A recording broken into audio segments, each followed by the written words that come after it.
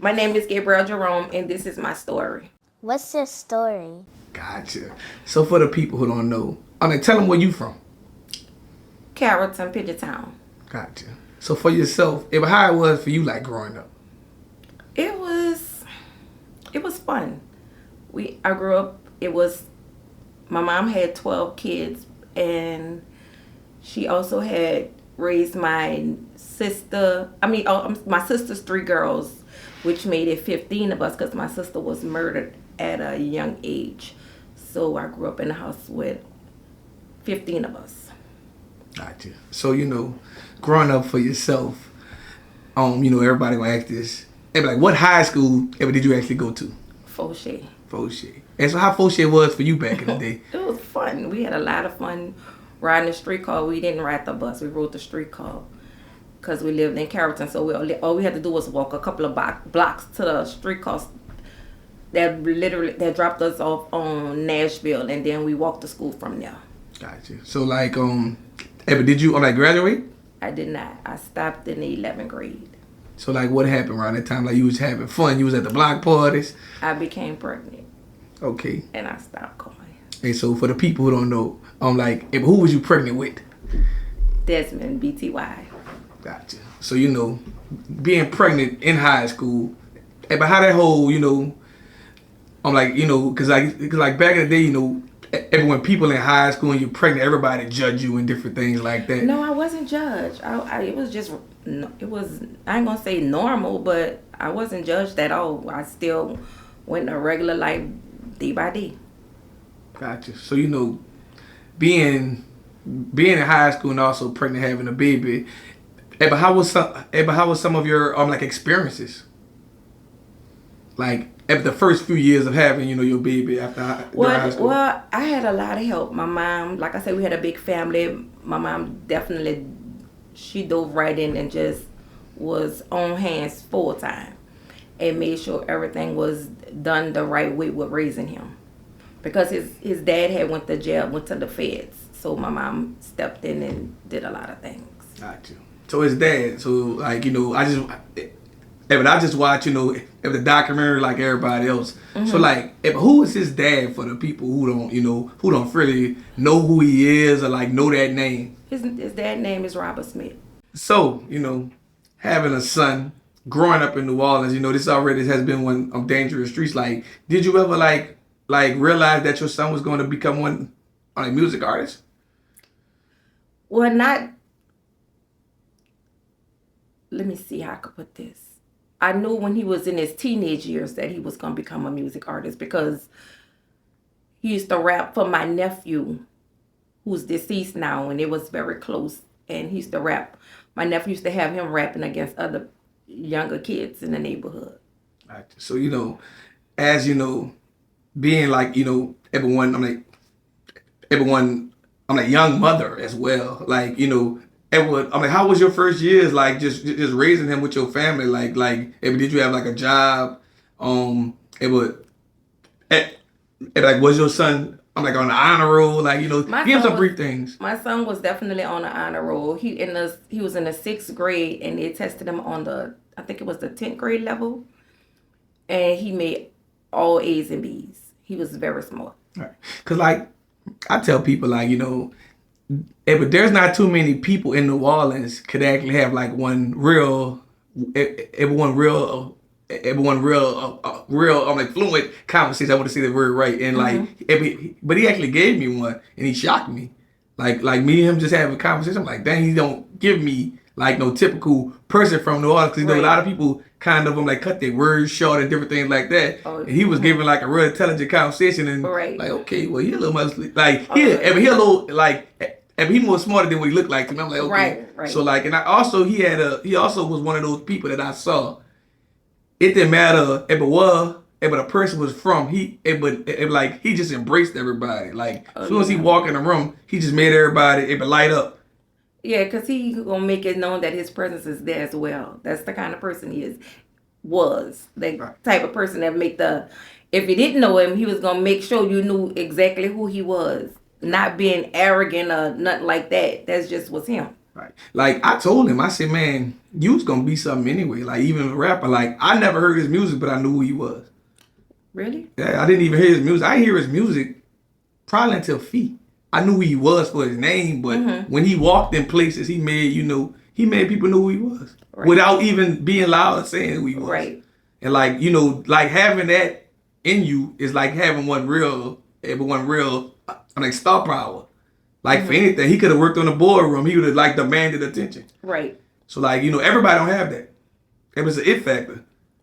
So like actually, when did you realize like dang, like but I see something in my son. Like he gonna be bigger than actually what he just saying. As far as what, just life itself? Just life itself. Cause like some parents say, man, but I seen if that light in my child, I just know he was gonna make it in something like big. Well, I've had that feeling, like I said, when he was in elementary, graduating from the 6th grade, going into high school, middle school, I'm sorry, when I knew how smart he was. I'm like, in my head, I figured like he was going to become something. At this point, rapping was nowhere in the picture. I just knew my son was going to become something because how smart he was. Gotcha. So, we're going to jump a few years, like, but Hurricane Katrina. So, like, how was Hurricane Katrina, the whole experience, like, actually for you? And your son as well. Hurricane Katrina, it was hurtful because, you split up with your family.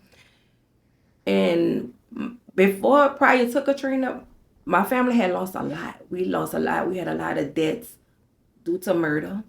I had a few nephews that was murdered. Also, my sister that was murdered in front of my mom's door. So then Katrina came. It was just a lot of displacement with the family. And then when we tried because I came back, actually, I still call him D because his real name is Desmond. D came back actually before me with his dad. And then I think I came like a month or two later. When I realized he didn't want to be in Texas no more. So I'm like, might as well just go back so he can come home. And that's when the rapping really, really took off. Like when he came back down here. And a lot of family still was displaced. My mom was still in Texas where she didn't want to be at. But it was just hard. It was just hard not having that family together like we used to have. So, actually with that being said, like, but a few years after, after Katrina, he actually got, shot, right? He got shot 5 times.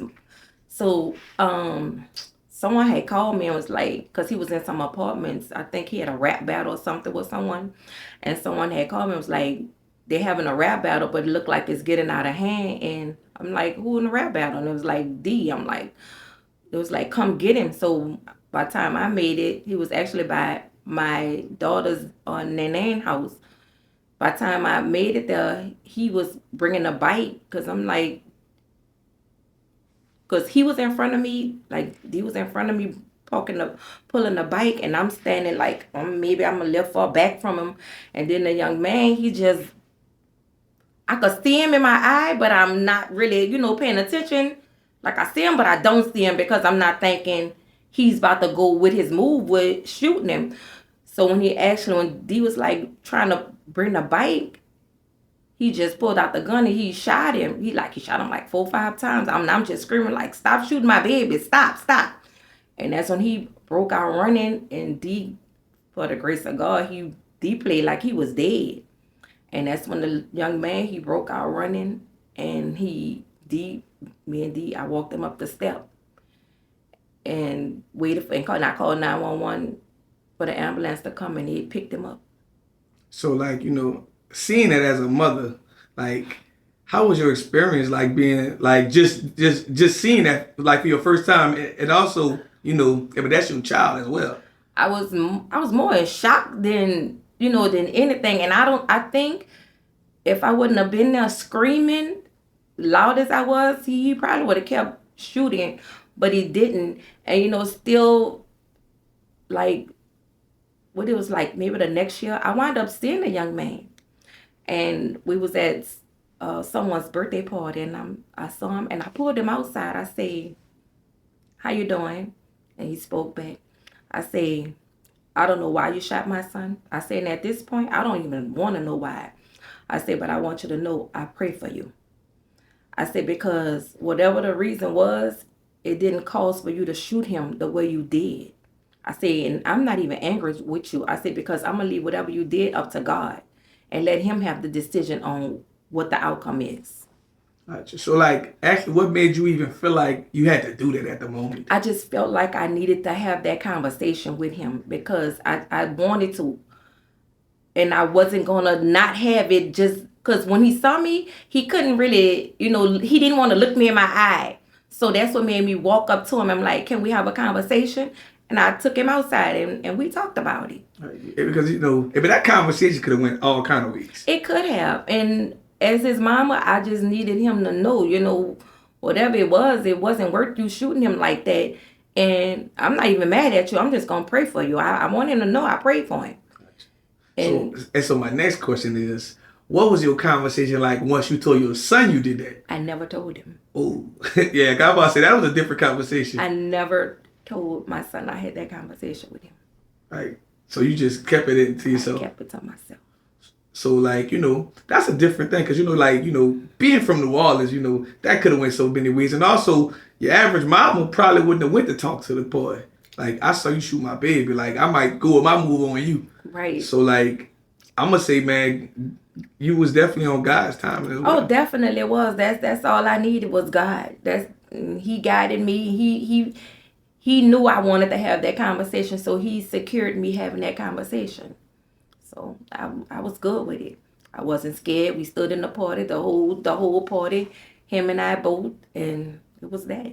Because we both was attending the same party at the skating rink. And the crazy part is about that, people don't realize, like, there's these other cities got gangs and different things like that. But New Orleans is so close to each other. It's like 9 out of 10, the person who killed you probably went to school with you, grew up with you, are probably really your cousin from distance. That's the truth. But they didn't know each other. Right.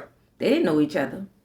They was just, from what I heard, it was because of a rap battle. Not sure what truth to the extended. I interviewed someone and he kind of explained that it was a rap battle, but I don't know the real truth of everything because I wasn't there. But I'm gonna say that every kind of told a story, and he also told a story on like BTY behalf and say, man, he actually respect him for how he even handled it after that. Like, man, like, he wasn't tripping. He knew that the rap battle got a little too far. And, like, but I don't, like I said, I still wasn't there. But I'm saying, but like what you're saying, but there is some truth to that. Right. Gotcha. So, yeah, that's what I was told as well because of a rap battle went bad. But so the healing process after that, like, in the documentary, your people say he was aggravating, he was doing all kind of things, but he still was healing. So, like, how was it for you seeing your baby just laid up there and trying to heal and shake back?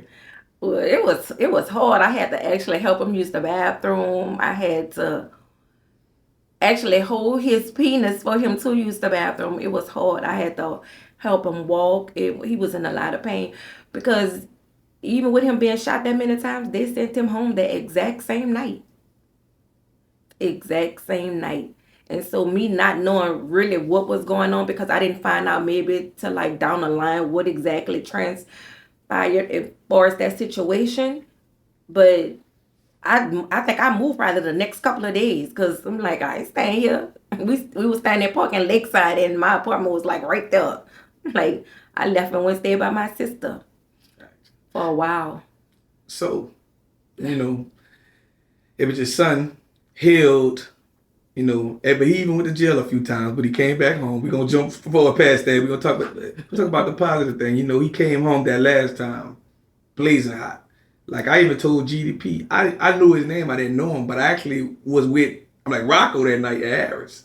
If the night he went actually rap with Rocco, I said that's how crazy life is. I could show the same picture with exact clothes he got on everything. But it was just like, dang, he really like I seen his come up. Mm-hmm. So, like, how was it like for you as a mom when you first start hearing his name start really ringing? I was happy for him. I was happy, but I was scared for him at the same time. Like, because it's this New Orleans. Too many people don't want to see you elevate in life. And it was scary, and I used to tell him all the time, just like even when he used to go do little shows, I used to be calling like his friends, they'll post them on Instagram, and I'll be like, take that down. I'm like, y'all think real rappers do this kind of stuff? No. I said, them people be done, y'all think it be like right then and there, them people post that stuff when they gone. I'm like, y'all need to take that down. It's like I was the commander, because I used to be like on Yeah, watch that's my guard. baby. Yeah, and I'm like, I used to really tell them. They'll tell you I used to be on like a watch guard. Like, y'all moving reckless. Like, I used to tell them all the time, he the prize. If he gone, then what? Everything shuts down. Everything shut. I literally used to tell him everything shuts down if he gone. Y'all got to protect him like y'all protect his life, like y'all protect your own life. I mean, and I guess he used to go in one year and come out the other. Like, I used to call meetings and everything for these boys, so they can know. If they can move correctly. Yeah, moving crazy, and they didn't understand. Like, they loved them, but it was some of them did it for just the Right, and sometimes people just be living in the moment too. Some people living do in the too. moment, but it be bigger than that. Yeah, you got to think about It's definitely longevity. I used to tell them like 100% like this my baby. I'm gonna be a mama without a child. Y'all gonna be able to go home to y'all mama. If y'all ain't there for the right reason, y'all need to just move away. They know, all of them. They will tell you she definitely had this conversation with us. So like, for the people who don't know, but did you have any? I'm like, but did you have any? Did you have any? Like other? Did you have any other like kids? I'm sorry. I do. I have a daughter. So let's bring it back. So like, actually, I'm like, what year? I'm like, did you have her? 9 years later, her and my baby, her and D is 9 years apart.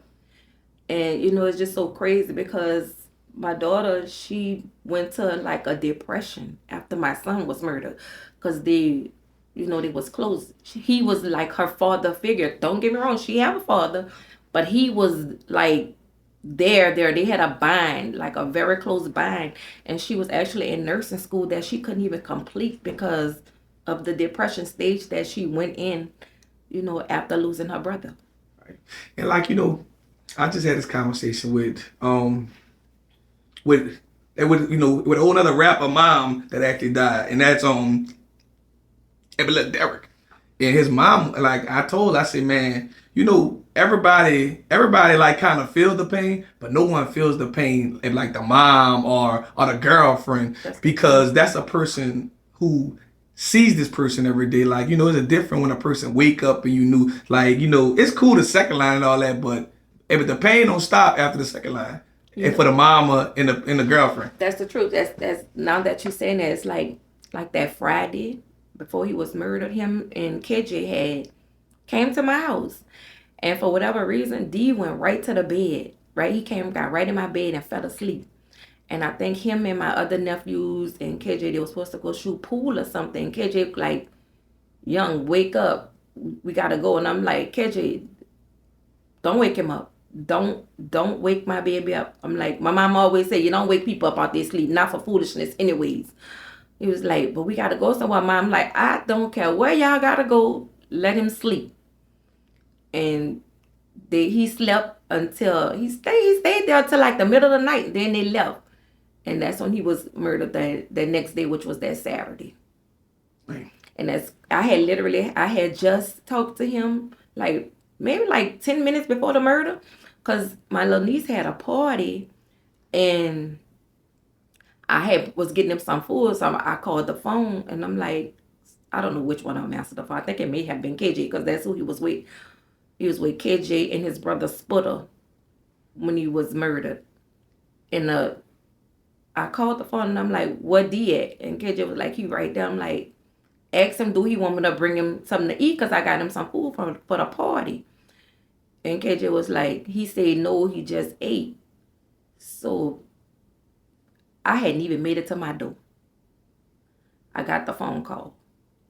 KJ called and said, "Ma, D got shot." I'm like, what? Because I'm like, how you hear stuff, but you don't want to hear it. And he was like, D got shot. And I I don't even think I opened up the door. I probably got to the door and just ran back and got in the car and called KJ to find out exactly where they was at. And that's when he called me back and told me that they was at the gas station. So as soon as you got to the gas station, like what actually went like straight through your mind? Like, cause like if you saw him get shot before, but you never seen it to this full magnitude, like but your child has been killed. I say he was set up. That's how I feel. I'm his mom. I'm entitled to feel how I want to feel. Right. So like moving of that process of the week, like planning your son's funeral and everything, like kind of break down the emotions of a mom, because there was so many like moms actually go through this. I just say God took me through it. He just made sure that I had the strength I needed to bury my child. Because without him, I wouldn't have made it. I still wouldn't be moving along like I'm moving right now, because, my grandson at the time was only 3 weeks. I thank God for him daily for giving me that child, because I don't know where I would be mentally without the little boy. Yeah, but that's where I was going next, because I said I interviewed Derek mom, and she said, man, she don't know what her mental state would have been if she didn't have another baby. Because like she actually took her son trick-or-treating, but the night the other son was killed. So like if it wasn't for the other son, she said she probably knew like what would happen after that. Because like I said, people don't, everybody like, and also even I'm pretty sure now there's some years now after the funerals and all this, like all those people that was around him not checking on the mama no more, I do have like yeah, but all of them. No. That's what I'm talking about. Like shout out feet. Yes. That's like black balloon feet. Black balloon feet. Yeah, he make sure we have a bond, like we have a family bond, like we in touch like on the daily. And be one of one. Definitely, loyalty is unmatched. Gotcha. Unmatched. So like. But what about some of these friends that you saw like all in the music videos? That's what I'm talking about. Like a lot of these people don't really always keep that bond with the mom. KJ, like he has a good friend. KJ, he's definitely make sure he stays in touch with me and my daughter and the grandbaby. Him for sure. He called me mine, and he makes sure, I don't care whatever it is, he gonna make sure he's there for whatever the situation is, but not just for me, for my daughter, and for the baby. Yeah, because like I just always saw that, like like I feel like if you roll with the person, right? Even if you watching this interview right now, right? And check on the mom, like because that's what. But the pain don't stop. But that's crazy, because he done said that in songs. My son had said that in songs when he dead and gone, and nobody gonna worry about his mom or his sister or his child good. He spoke it into existence. He spoke it into existence. He spoke a lot to existence. He spoke especially like the documentary name. Oh yeah. He spoke a lot to existence. I'm like, dang, and it's like sometimes people want to ask, like, do that person feel like they about to die? Even he know what else he spoke into existence? I Know the Way. If you watch I Know the Way, it tells a story. Crazy, the right? video. Mm-hmm. It definitely tells a story. So, like, do you ever find yourself going through some type of, like, depression, sometimes even riding around and listen to his music or something like that? Definitely. Like, I used to always listen to his music. See, like, the song Mama, I don't even want to hear it at all. If I'm somewhere and someone play that, I ask them to take it off. I mean, just to turn it off, because that's not a song I want to hear, and that's because I know that's what he made for me. And my son loved me to death. Like, I know he was my protector. He was my everything. I don't even care to hear that song, because it don't do nothing. It makes me sad. So, years passed down the line. Y'all know last year, but y'all had one on a camouflage party, correct? Yeah. So, like, how does that make you feel when people show up still to that, like, years after your son has been passed, still showing love? It brings a smile to my face. I did another party this year. Well, it wasn't really a party this year. It was like just a celebration of his birthday, and a lot of people show up, and that really brings a smile to my face, knowing how people still have love for him. Right. So like, for the people who don't know, how old is your grandson now? He's 8. Okay. So like, how was that first conversation with him about his father? I haven't had it, and he asks about it all the time. I tell him, we'll talk about it another time. He always, and he's so smart. His dad is twin, and he's just as smart as his daddy was when he was his age, or maybe smarter. But he always say, "Mama, what happened to my dad?" And I'd be like, "We'll talk about it another time." I'll brush him off.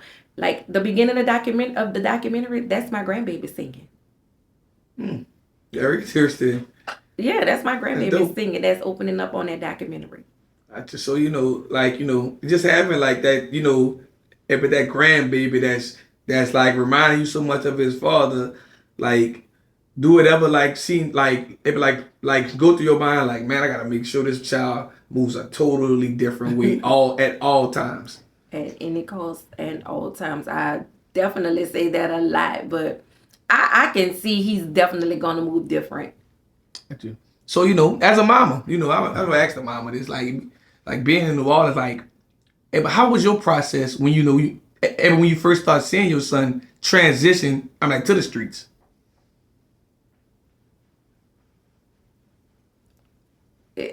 It was a smile for me. Like I even sent him text messages letting him know how I see how he's maturing.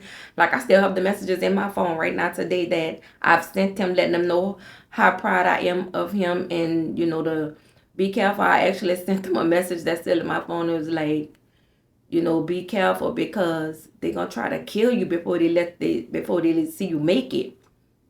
And I posted it on my Instagram before, and just that kind of stuff like hurt me, and it brings me into a depression because it's like me still could see these messages that I sent to my son, and he's still not here with me. It's just, I'm like, what more I could have done? But I had to learn to give it to God, because if I wouldn't have just said it has to be God's will, I think I probably would have went crazy by now.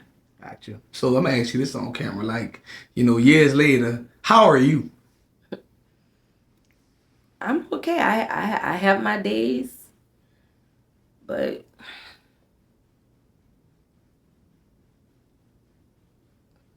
I just wish my baby was here. And it's hard for me.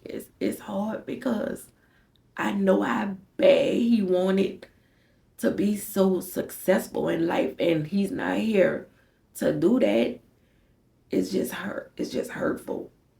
Sometimes, I'm not gonna lie, sometimes I don't know whether I'm coming or going because my son not here with me. I love my daughter to death. I love my grandbaby to death. But I still have that void of my son because he wasn't just my son. He was my friend. He was my protector. And I don't know. Sometimes I don't know. I just don't be knowing. So, for yourself, like, I know this a crazy question, but this is possible. Like, how do you feel when you be seeing some people after your son, and the other rappers who's been killed? Like, dang, is it kind of like triggering for you, like hearing like another rapper's been killed and you see his mom and different things like that? Nah, it's not really triggering. It just be just like a sadness, like wow. Like even Lil Snoop mama, me and her, we have a bond. We talk. And even with what's his name out of Baton Rouge? Young boy? No, the one he's deceased. Which one? There's a few of them been deceased. He used to be with BBG. No, he used to be with. I mean, Young boy was cool at one time. You talk about G Money. G Money, yeah. Me and his mama have a bond. We text on a regular. Just to keep our love bond together. And I like that. That we have that love bond. And that's dope. That and like moms getting together and just sharing their experiences with. Cause like you gotta think about it. In your mind, you think your baby about to blow up. you know, someone take him, and it's always someone took him in their city. Right. Yeah, it's like and like, you know, I never said it on camera. I thought about it, like the first time I saw when he went to the dealership, I was like afraid for him.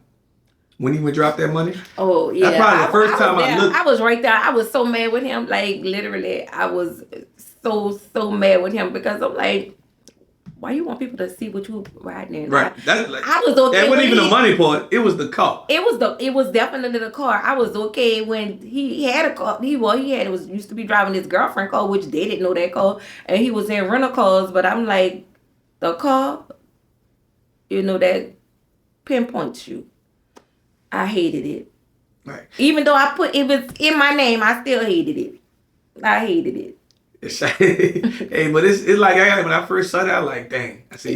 I felt like no one in New Orleans should let nobody like you don't even have to be beef. You don't know who don't like you. Exactly. I feel it. Exactly. I hated it. But I ain't gonna lie, just me looking at it all back in there, I just think that he was so excited. He just felt like he was about to about to move around. Anyway, he wasn't tripping on you. Like you see. Like I got to cop this car, but I'm probably about to move somewhere anyway.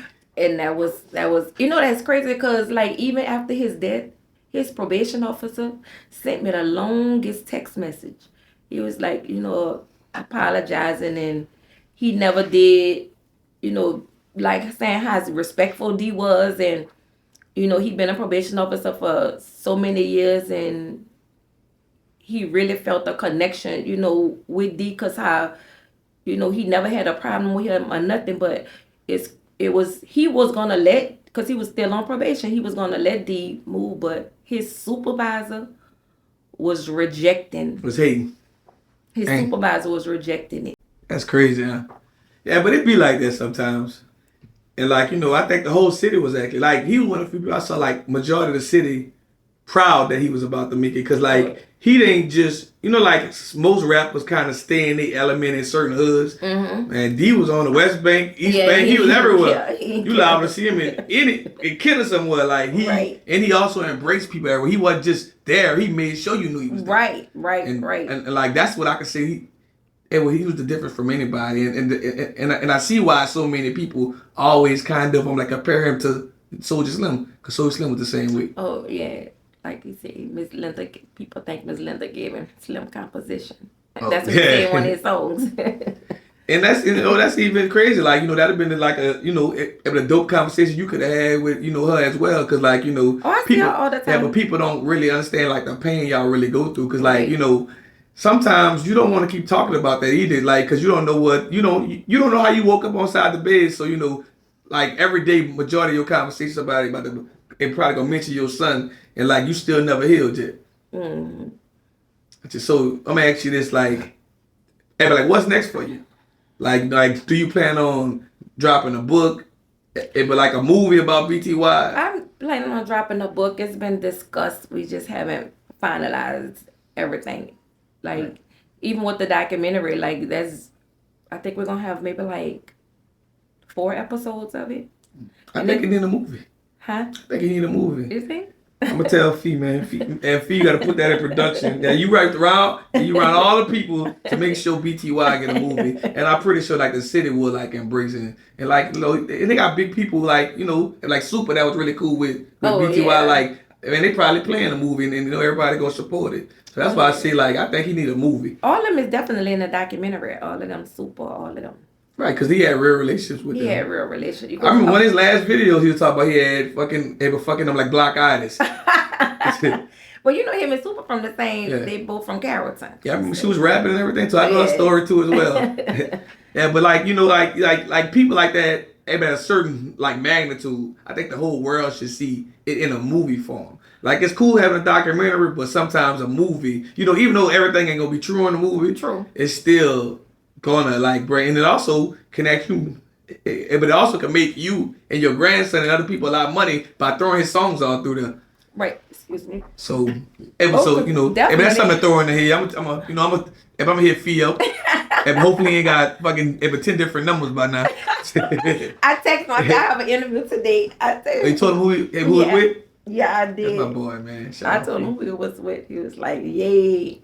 you. I said, we go talk about the documentary too. He said, yeah. Because, if he actually did the documentary, he the Right. one finished it off. He stopped whatever he was doing and made sure. Because actually, this other guy, Abby, had it. And at this point, we just look at it like it was God doing, because we wouldn't be able to get as much footage like Baby and all them that we got. But Fee got it and he completed it himself. Gotcha. So before we leave, we gotta mention, cause GDP was a part of it, and GDP also was a part of his story, while he was in jail. So how you feel like GDP played his part on in your son life? GDP definitely played his part, and even now, me and him have a good relationship. We have a good relationship. GD, he always got to make a point to every little thing, and I love that Like about a top him. journalist, huh? He like the top. He's like a top journalist, but I love that about him. But he played a definitely a major part in my son's life, because when Young was in jail, he the one made sure the music was put out, and he got the free Young shirts and all that, and he did his part. You're right, because he didn't have to do that, and he did it. He didn't have to do that, but he did it because there was going, the label, the Rider Music label, which is Young label. He started the label, and GDP was gonna be a part of the record label, and something just didn't go right. That's how they get the split up. Gotcha. They split up because something didn't go right as far as the record label. But I tell GDP all the time, I'm like, I wish you would have stayed on board, because you could have definitely did major things with him, and as far as the business wise, because you would have made sure things got done right, because GDP about getting the business done. Let's not forget about that. He gonna make sure it get done. And he definitely gonna use this clip. No, for real. GDP definitely about getting the business done. I can't even lie. And I tell him that all the time. Like, I thank him, and I just wish he wouldn't have let certain little stuff get to him where he decided to walk away, because things didn't go a certain way as far as the record label. But I just think I think it was good. I think it was also, if a time probably would have passed. But I think if a Young being genuine who he was gonna bring him back. Oh no, definitely. They hadn't already talked about it. He was definitely gonna bring him back. It's just that, unfortunately, to his his death, it didn't happen. But he hadn't talked. They made amends and everything. But gotcha. And before we leave, we have to give his flowers, because we mentioned his name, but we're not saying it's Asian Feet Black Balloon. So how was how was it like for you the first time your son explained to you who he working with, who he because people don't realize Asian Feet really helped and blessed a lot of rappers through Louisiana. Yes, definitely. He put money behind a lot of people that he didn't have to do, and didn't ask for a quarter in return, not a dime in return. That's him. I was in a strip club with Fee one day. I said, "Man, how rich are you? For you to really bless so many people, for small shit people used to ask him for, man, bro, my cell phone got cut off, done. It's just that's done. Him. That's him. He's so humble. He is so humble. I never seen him raise his voice. Oh no, he ain't raising no voice. He ain't raising no voice. His voice is a problem. And he have a good backbone. His wife, she shout out to both of them. She makes sure things flow the way they're supposed to.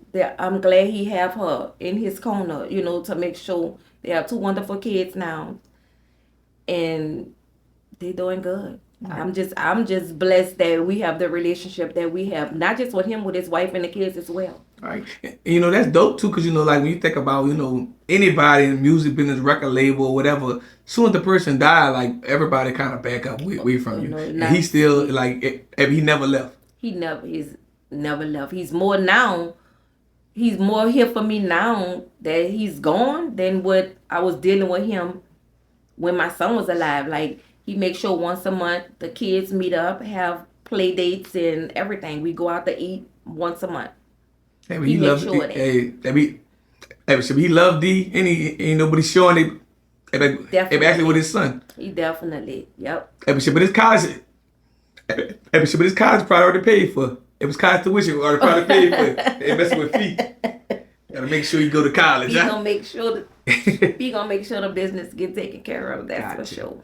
And last but not least, do you have any advice to any young mothers out there, like mothers raising their sons, they don't really know how to maneuver with them because the child probably headed towards the streets, or some type of advice to like a mother that's going through it and who probably actually lost their son to the streets. All I can say is just without God, you have nothing. God's the key to everything, but if your son going astray and you see it yourself and you want your son to be on the right path, you got to grab your son now. I don't care how hard it is, how hard you may think it's going to be. You got to try your best to get him on a right path and bring God into the household. Because if you don't have God into the household, there's no purpose in what you're trying to achieve as far as your child concerned, because you have to have him. You have to have him for everything.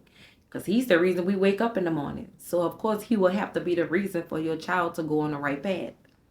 Gotcha. And I just thought of one little thing. Like, you said, but his sister actually stopped.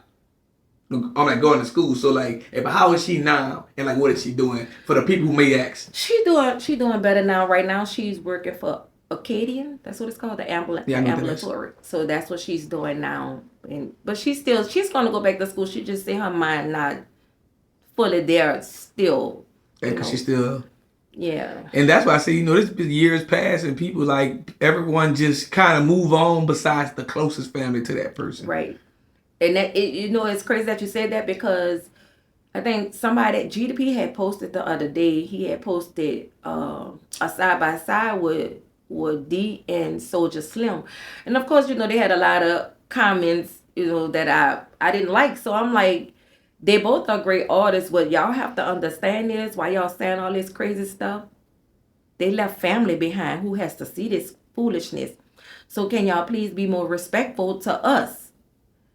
And one young man was like, he was just saying how much he liked it. And I'm like, I appreciate that. But, saying crazy stuff in these comments, you say one thing, then somebody going to come behind you and say another thing.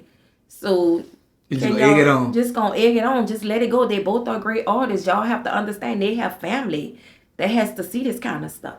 Please stop it. And that's crazy. But the best two New Orleans street rappers actually passed in New Orleans streets. When you think about street rappers, Juvenile and was main commercial, but BTY and Soulja Slim was people was riding around listening to in the streets. Mm-hmm. And it's crazy that they both passed kind of the same way. No, kind of. Well, Soulja Slim got killed actually, but a friend of his mom house, he was killed at the gas station. But it's still, in the streets. They both still in their neighborhood, right. Because that was still the 17 was the gas station. So. But how old was BTY? I forgot the exact age. Was 28. Okay. Yeah, 28. So Slim was 26. I was just trying to make sure. Yeah. I think 28. I think it was 28. So he never seen 30. Dang. Mm-mm. He was close. Yeah, because I his mindset. Actually, me and him was talking about each other because I was bald head and I told him you need to go bald because you lose a lot of the hair there. And no, my baby wasn't losing no hair. He had a little born. No, my baby was born with that little spot in his head. We were gripping each other. I see he started looking like a little uncle.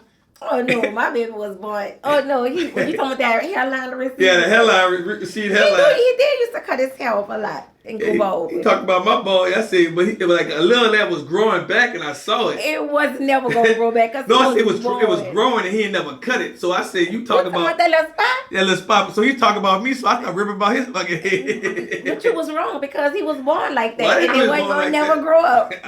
It wasn't gonna never grow out. Well, he's talking about my bald head. I was talking about his. Oh, he was definitely a ribber now. Oh yeah, like the ribber. We all the street club talking about each other's head. He was definitely a ribber. Gotcha. And last but not least, I don't know if you want people to find you on social media or what, but tell them. But actually, I'm like, what can they find? The documentary at and more. Oh, you can find the documentary on YouTube. It's what's the name of the documentary? My mind went blank. But don't cry for me. Don't Cry for Me. The BTY Young'n Don't Cry for Me documentary, and my Instagram page is Miss Gabrielle MZ period GABRIELLE. If you ain't on no